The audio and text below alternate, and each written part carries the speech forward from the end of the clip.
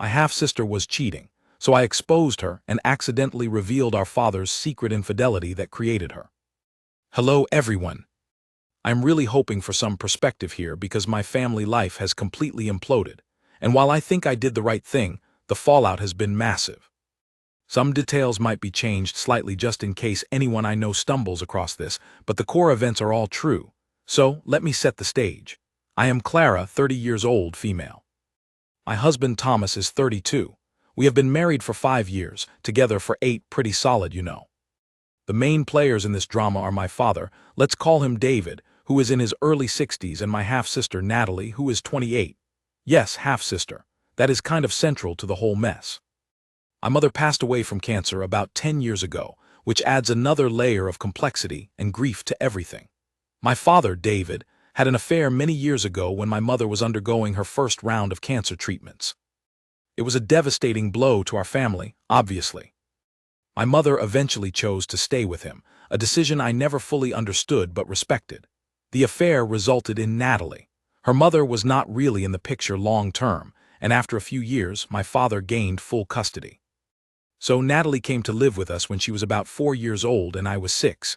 You can imagine the tension. My poor mother trying to raise the child born from her husband's betrayal while also fighting for her life. It was awful. Despite the circumstances of her birth, Natalie somehow became the favored child. Maybe it was guilt on my father's part, I do not know. He showered her with attention, gifts, opportunities, often overlooking me. My mother tried her best to treat us equally, but there was always an undercurrent. I was the reminder of the family he had betrayed, and Natalie was the physical proof of that betrayal, yet somehow she got the better deal. We were never close, Natalie and I polite but distant. There was too much history, too much unspoken resentment. She grew up quite entitled, in my opinion, always expecting things to go her way, and they usually did, thanks to our father. Natalie got engaged last year to a really great guy, Brian, who is 30.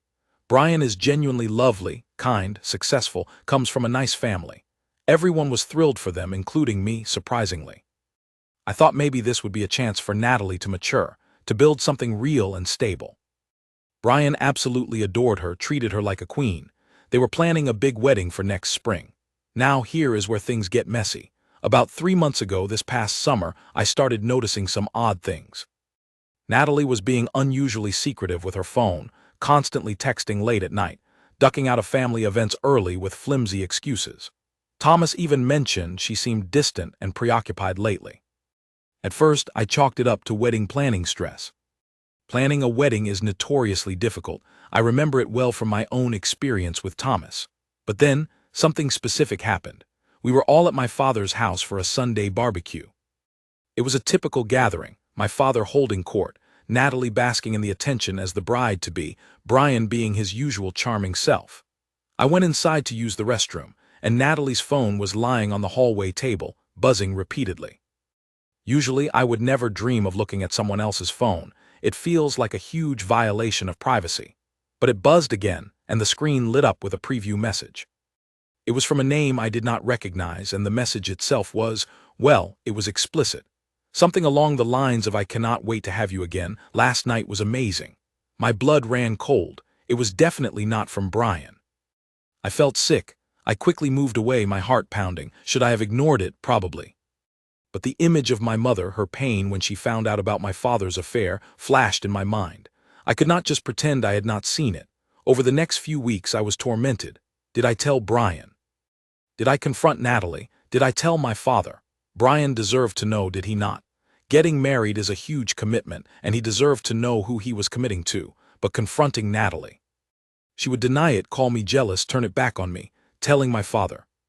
He would undoubtedly protect Natalie, sweep it under the rug, maybe even blame me for snooping. I decided to observe more closely first. And oh boy, the signs were everywhere once I started looking.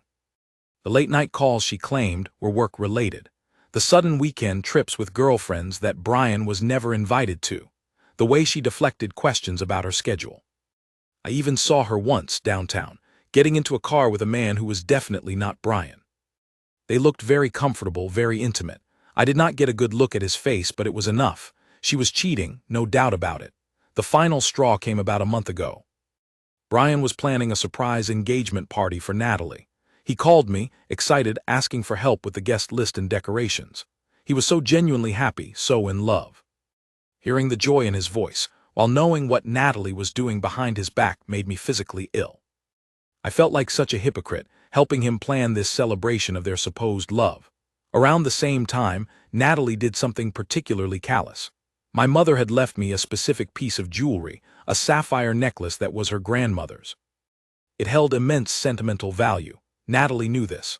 One afternoon, I noticed it was missing from my jewelry box. I searched everywhere, frantic. I cautiously asked Natalie if she had perhaps borrowed it, trying to give her the benefit of the doubt, even though she had never asked before. She flat out denied seeing it, looking me straight in the eye.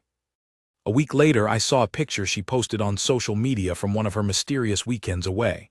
There it was, around her neck. The necklace. My mother's necklace. That was it. The cheating was bad enough, but stealing something so precious to me, something belonging to the mother whose marriage her existence had rocked. It felt like the ultimate betrayal, the ultimate slap in the face. The disrespect was staggering. I realized she had no conscience, no empathy. She was just like our father, prioritizing her own selfish desires above everyone else's feelings. I decided Brian deserved to know the truth, and frankly, so did the rest of the family. They all put Natalie on this pedestal, ignoring the complicated and painful history she represented, at least for me. They needed to see her for who she really was. Maybe it was petty, maybe it was vengeful, but seeing her wear my mother's necklace while cheating on a good man like Brian broke something inside me. I chose the venue carefully, the upcoming family dinner at my father's house. It was supposed to be a pre-celebration for the engagement party Brian was planning. Brian would be there, my father, a couple of aunts and uncles who always sang Natalie's praises. It felt like the right, albeit dramatic, place to bring everything into the light. I know, probably not the most mature approach, but I was furious and hurt. The dinner started pleasantly enough. Toasts were made, everyone congratulated Natalie and Brian. Natalie was soaking it all up, beaming, playing the part of the perfect, happy bride-to-be.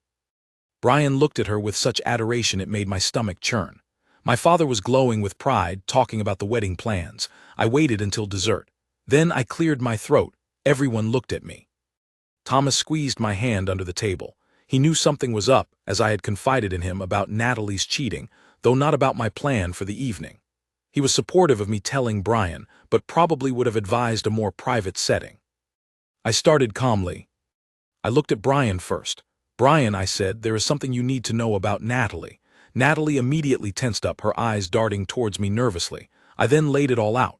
The text message I saw, the secretive behavior. Seeing her downtown with another man. I did not have physical proof to hand him right there, but I described what I knew in detail. Natalie started denying everything, of course. She called me a liar, said I was jealous of her happiness, that I had always hated her. Brian looked utterly shell-shocked, glancing between me and Natalie, his face paling. My father immediately jumped to Natalie's defense. "Clara, how dare you make such accusations?" He boomed. "You have always resented your sister." "This is unbelievable. That is when I lost it, resented her." I yelled back, my voice trembling. "Yes, maybe I have. And maybe I had reason to. You brought her into our lives after you broke Mom's heart. And now look, she is doing the exact same thing. Cheating and lying just like you did." I pointed at Natalie.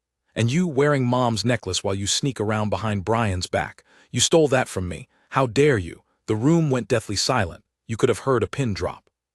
The mention of my father's affair, something we never, ever discussed openly, hung heavy in the air. The aunts and uncles looked horrified, staring at my father, then at Natalie. Natalie burst into tears, but they looked like tears of fury and humiliation, not remorse. Brian just sat there, completely frozen, looking devastated. My father's face went white, then purple with rage.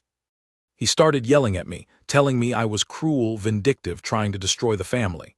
He said his past mistakes were his own and had nothing to do with Natalie now. "But that is the whole point, Dad," I cried. "It has everything to do with it. You showed her it was okay.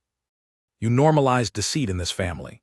You cheated on Mom while she was sick, and instead of facing consequences, you just built a new life that included the proof of your betrayal, and you expected us all to just accept it. And we did, we all pretended it was fine. But it wasn't fine. It destroyed Mom. And now Natalie is following in your footsteps, hurting a good person, and you just defend her." Brian finally stood up, his chair scraping loudly against the floor. He looked at Natalie, his eyes filled with pain. "Is it true, Nat?" he asked, his voice barely a whisper. "Tell me she is lying." Natalie just sobbed, unable to meet his eyes. That was all the answer he needed. He turned and walked out of the house without another word. The dinner party obviously ended right there. The aunts and uncles mumbled excuses and left quickly. I was left facing my furious father and a sobbing, hateful Natalie. My father told me I was no longer welcome in his house, that I had ruined everything. Natalie screamed that she hated me, that I had destroyed her life out of jealousy. Thomas and I left. The car ride home was silent. I felt strangely numb. Part of me felt vindicated, like a pressure valve had finally been released after years of suppressed anger and hurt. Another part felt horrified at the carnage I had caused. Did I go too far by bringing up my father's past? Was it fair to link Natalie's actions to his? I keep replaying it in my mind. Brian deserved the truth, I stand by that, and Natalie's theft of the necklace was despicable. But blowing everything up so publicly, dredging up the affair, I don't know. So Reddit, am I the asshole here?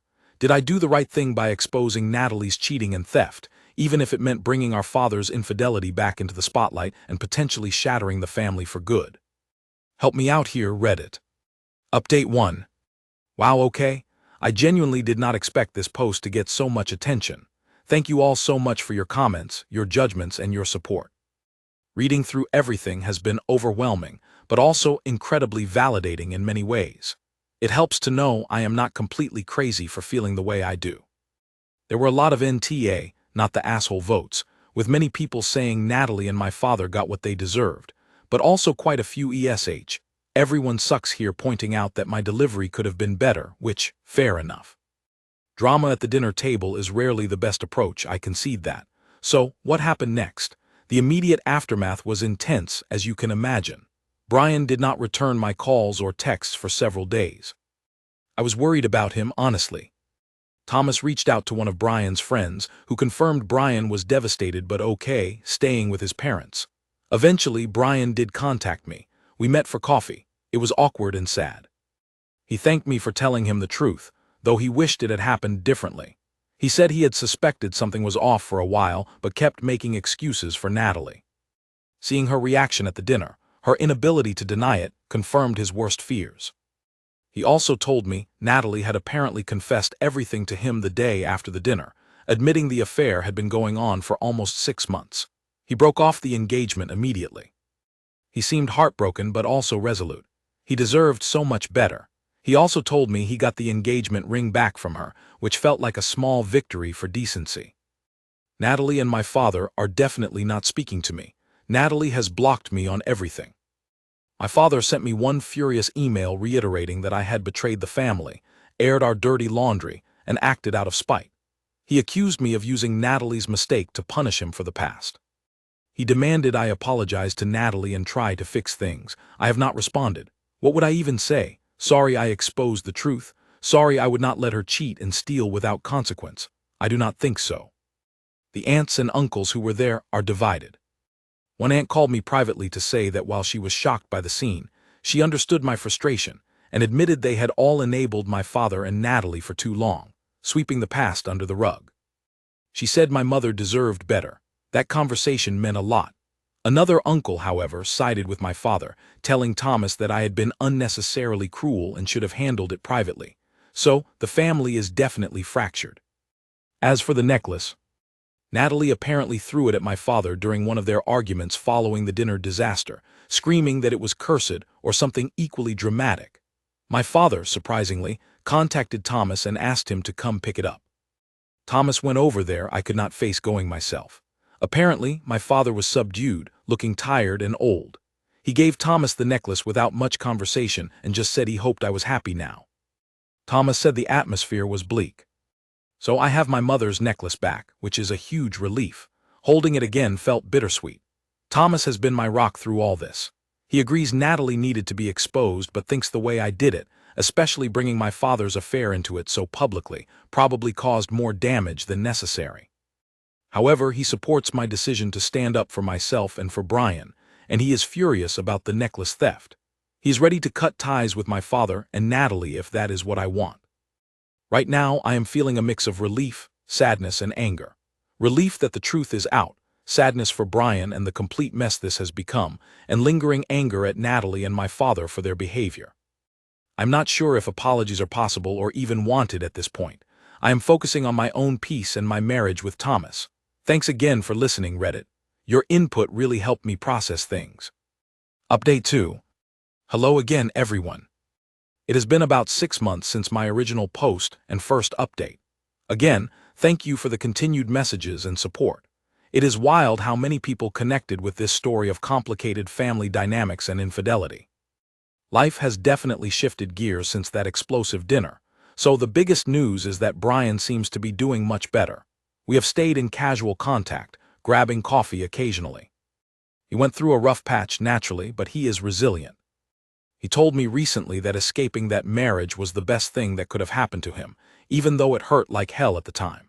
He realized Natalie was deeply manipulative and dishonest, and he feels he dodged a massive bullet. He has started dating again, nothing serious yet, but he seems happier and lighter. Hearing that brought me a lot of peace. Knowing he is okay makes me feel less guilty about my role and how everything went down. He even joked that I should charge for my relationship investigation services, which made me laugh. My relationship with Natalie remains non-existent. She has made no attempt to contact me, and frankly, I am fine with that.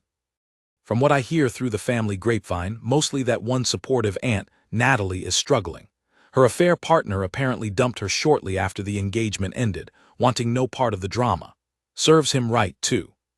She is living back with my father, has lost some friends over the situation, and is generally miserable, painting herself as the victim of my cruel vendetta. Apparently, she tells people I was always jealous and engineered the whole situation to ruin her life. Whatever helps her sleep at night, I guess. I feel a tiny bit sorry for her, but mostly I feel that she is reaping what she sowed. The entitlement and lack of accountability are still staggering. My father and I are in a very weird place. After months of silence following his angry email and the necklace return, he reached out around the holidays. He sent a card, generic, but it was an olive branch, I suppose. Then he called a few weeks later. It was an incredibly awkward conversation. He did not apologize, not really. He mostly talked about how difficult things have been, how sad he was about the family being broken, how much he missed my mother, which felt like a low blow, using her memory to guilt me. He tiptoed around the core issues, never directly addressing his affair or Natalie's cheating and theft. He mentioned Natalie was having a hard time and implied I should reach out to her. I was polite but firm. I told him that while I was sad about the state of things, I could not pretend the issues did not exist. I said that Natalie's actions were wrong, and his defense of her, coupled with the history of his own infidelity and how it hurt my mother and me, made it impossible for us to just go back to normal. I told him I needed genuine acknowledgement and remorse from both of them, not just attempts to rug sweep again. I also told him that Natalie stole from me, something deeply personal, and that requires a direct apology from her, which I doubted would ever come. He got defensive again, saying I was dwelling on the past and being unforgiving. He accused me of holding on to anger. I replied calmly that I was not holding on to anger, I was holding on to boundaries. I told him I loved him, but I could not participate in the family dynamic as it was anymore. The dynamic where secrets were kept, bad behavior was excused, and my feelings and my mother's memory were disregarded. He did not like hearing that. The call ended on a strained note. We have exchanged a few brief texts since then, but nothing substantial. It feels like we are at an impasse. He wants reconciliation without accountability, and I cannot give him that. Thomas and I have been doing great. This whole ordeal, in a strange way, brought us closer. We had long talks about family, loyalty, boundaries, and what we want our future to look like. We decided to focus on building our own traditions and surrounding ourselves with positive relationships. We spent the holidays with Thomas's family, and it was peaceful and lovely. It was a stark contrast to the usual tension-filled gatherings at my father's house. I have also started seeing a therapist. Talking through the complex feelings about my mother, my father's affair, my relationship with Natalie, and the guilt and anger has been incredibly helpful. It is helping me untangle the knots and understand why I reacted the way I did, and how to move forward in a healthier way. My therapist agrees that while my delivery at the dinner was maybe not ideal, my feelings were valid and exposing the truth, especially regarding Brian, was necessary. She is helping me work on setting and maintaining boundaries with my father without feeling guilty. So, things are calmer now, but definitely changed forever. The illusion of the happy, blended family is gone, replaced by a fractured reality. But maybe that is okay. Maybe honesty, even when it is brutal, is better than pretending. Still navigating it all but feeling more hopeful. Update 3. Hello Reddit, it is me, Clara, one last time. It has been over a year now since that fateful dinner party, and almost 2 years since I first discovered Natalie's infidelity. Reading back over my original post and updates feels like looking at a different person almost. So much has changed, mostly for the better, I think. Thank you again to everyone who commented and shared their insights. Your support during a really confusing and painful time meant more than you know. Life has settled into a new normal. Thomas and I are happier than ever. We bought a new house last spring in a neighborhood we love, and we are actually expecting our first child early next year. We are over the moon. Focusing on building our own little family has been incredibly healing and joyful. It feels like a fresh start, away from the shadows of my childhood home. My relationship with my father remains distant but civil. We see each other occasionally, usually for brief lunches in neutral territory. The conversations are still somewhat superficial. He has never offered the apology I felt I needed, and he still subtly defends Natalie or bemoans the family rift. However, he has stopped actively pushing me to reconcile with her or blaming me outright for the situation. He expressed happiness about the baby, in his own reserved way. I have accepted that our relationship will likely never be deep or fully honest, but I can maintain a level of contact that feels comfortable for me without compromising my boundaries. He knows not to push certain topics. It is not perfect, but it is peaceful, and for now, that is enough. Maybe one day things will improve further, maybe not. I have made my peace with it. Natalie is still living with my father.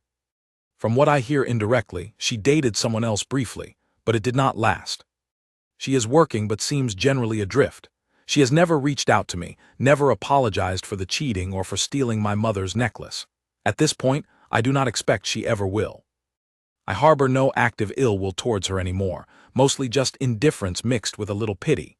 She made her choices, and now she is living with the consequences. I genuinely hope she finds a way to become a better person, for her own sake, but I will be watching from a very, very safe distance. Our paths have diverged completely. Brian is thriving. He is in a serious relationship with a wonderful woman, and they seem incredibly happy together. We bump into each other sometimes, and it is always friendly. He often thanks me again for opening his eyes. Seeing him happy and free from Natalie's deceit confirms that I absolutely did the right thing in telling him, regardless of the method. The extended family situation has calmed down. People have generally accepted the new reality. The aunt who supported me has become a closer confidant, and we have bonded over shared frustrations about the family's tendency to avoid unpleasant truths. The uncle who disapproved still keeps his distance, but it does not bother me. Thomas and I focus on the relationships that feel healthy and reciprocal. So what have I learned from all this? A few things. Firstly, secrets and lies, especially around infidelity, corrode families from the inside out. Pretending things are okay when they are not only delays the inevitable explosion and hurts more people in the long run. Secondly, you cannot force people to change or take accountability. My father and Natalie may never fully understand or acknowledge the pain they caused, and I cannot make them. All I can control is my own response and my own boundaries. Thirdly, sometimes protecting your own peace and well-being means letting go of relationships that are consistently toxic or painful, even if it is family. It is okay to choose yourself. Finally, standing up for what is right, even when it is difficult and messy, is worth it. Brian deserved the truth, and my mother's memory deserved more respect than Natalie showed it. While the confrontation was dramatic and the fallout was hard, I do not regret exposing the truth. It forced a necessary reckoning, broke unhealthy patterns, and ultimately allowed me, Thomas and Brian to move towards healthier, happier futures. It closed a painful chapter and allowed me to start writing a much brighter one. Life is good, Reddit. Thanks for being part of the journey. Thank you for watching. If you haven't subscribed yet, please do so and hit the notification bell to stay updated with more shocking real-life stories happening around you.